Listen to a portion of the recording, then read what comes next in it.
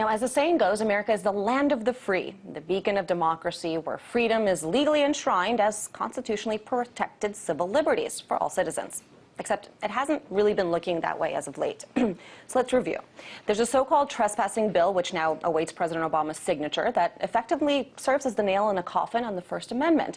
H.R. 347 criminalizes protest by making it a federal crime to disrupt, even by accident, any event attended by someone with Secret Service protection. There's, of course, the infamous National Defense Authorization Act, which would have faded into obscurity as another random funding bill, if not for a little provision that effectively destroyed due process in the United States. Thanks to the N.D.A.A., the U.S. president now has the power to effectively kidnap any American, anywhere in the United States, and hold him or her in prison forever without trial. And speaking of due process, don't expect it if the government thinks you're a terrorist. On Monday, Attorney General Eric Holder explained when and how the U.S. government is allowed to kill its citizens in the endless war on terror. It is national security officials and not the courts who get to decide whether to send a deadly flying robot to vaporize you. The Hellfire missile ferry doesn't seem to have much time for due process, it seems. Well, it's a disturbing trend and a lot to discuss here, so let's turn to Reha Walla, the Advocacy Council for Human Rights First. Thank you so much for joining us on this program. Before we get into sort of these different legislative disturbing bills that we want to talk about, what is your overall sense in terms of where this administration has taken us as far as civil liberties are concerned, as far as constitutionally protected rights are concerned? Do you see these as sort of congressional pushes that don't necessarily say much about the Obama administration, or do you see this as a sign of perhaps something more dire?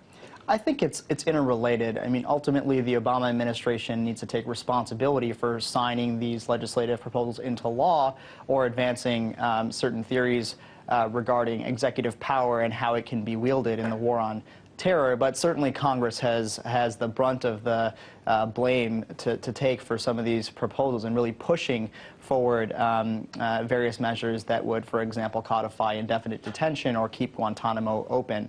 So there's plenty of blame to go around, but I think it's disappointing that the president and his administration hasn't been more forceful in leading in protecting civil liberties consistent with national security interests. And how serious of a threat is this? I mean, it's easy to sort of say, oh, well, these are just different, disparate bills. They sound scary, but I'm sure it's not all that bad. I mean, should American citizens be concerned about their civil liberties in light of legislation like this?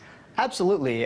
For example, the N.D.A.A. that you mentioned codifies the authority of the military to indefinitely detain terrorism suspects without charge or trial. And that is one of the gravest threats to our liberty and security in the last decade. So I think certainly Americans should be concerned. And they'll say, oh, terrorists are bad guys. I mean, how easy is it for the government, I guess, to confuse between who's a terrorist and who's just a protester or a regular citizen? Well, that's exactly the point. The whole reason we have due process, court review criminal trials, where guilt has to be proven beyond a reasonable doubt, is to separate the true bad guys from those who may be innocent or who may have no intention to do us harm whatsoever. So there really isn't a tension between liberty and security. The reason that we have due process is to promote security of all individuals. And I think that for this reason, this erosion of rights is something we should all be concerned about. And on the targeted assassinations issue, I know that your group had, when Eric Holder had announced that he was going to hold the speech, there was a press release saying that it's, you guys support the fact and applaud him for sort of giving this legal justification. Now that he's given it, what do you make of it? Are you happy with the reasoning that the Obama administration put out, or?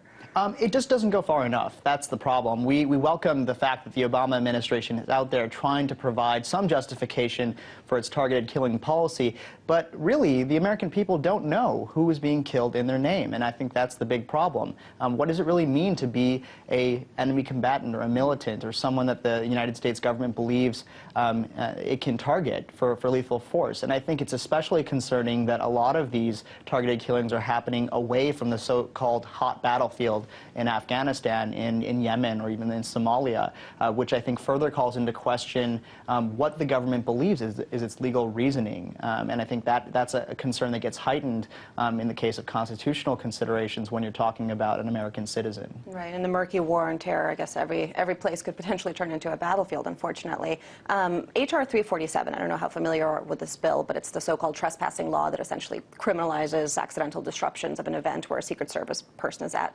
Not as dire as indefinite detention or targeted assassination, but since it does raise this whole issue of the protest movement in the United States, I wonder if you see or perhaps fear a convergence of this war on terror sort of mixing with free speech and protest actions in America, since protests are heating up and don't seem to be stopping anytime soon, at least as far as Occupy Wall Street goes. Right. Well, I'll be honest with you, I'm not that familiar with that particular bill, although I'm aware of it. But I do think that there's a overall, concern about counterterrorism, authorities expanding and reaching into traditional areas of civil liberties that we had not expected in the past. There are news stories of the New York Police Department surveilling Muslim communities, for example, as well. But I do think that the National Defense Authorization Act is really the kind of epitome of, where we are 10 years after 9/11, after Osama bin Laden, has been killed, with al-Qaeda on the ropes, as we're preparing to withdraw from Afghanistan. I think there's a real question about why we are in the business of further legislating against our civil liberties. Well, fear drives a lot of this. And I guess my question to you is it too late? I mean, now that, the N.D.A.A. has passed, targeted assassinations now have legal justification, so that's okay. I mean, how do you go back? How do you undo these steps that sort of eroded our liberties? Well, I think it's one step at a time, and I don't think it's too late. Most recently, the Obama administration, quite laudably, has passed regulations that seek to curtail some of the negative aspects of the N.D.A.A. Those were released last week, so that will limit the cases in which mandatory military custody will be employed for terrorism suspects. And I think we have to push the administration to be more forthcoming about the legal reasons that are being advanced for targeted killing. Certainly on Guantanamo, it's disappointing that we're 3 years out from the administration's promise to close the facility, and not enough has been done. Over half of the detainees. Nothing has been done. Essentially, they're frozen in place at this point. That's right. I mean, many detainees have been transferred, but many are still there. Over half the existing population is cleared for release. Congressional restrictions have thus far prevented that from happening. But this administration has an opportunity to transfer some of those cleared detainees and make progress on its own stated policy goals. Well, a lot of obligations, and I guess it remains to be seen whether that progress will actually take place. Thank you so much for taking the time to join us today. That was Rahawala, Advocacy Council for Human Rights First.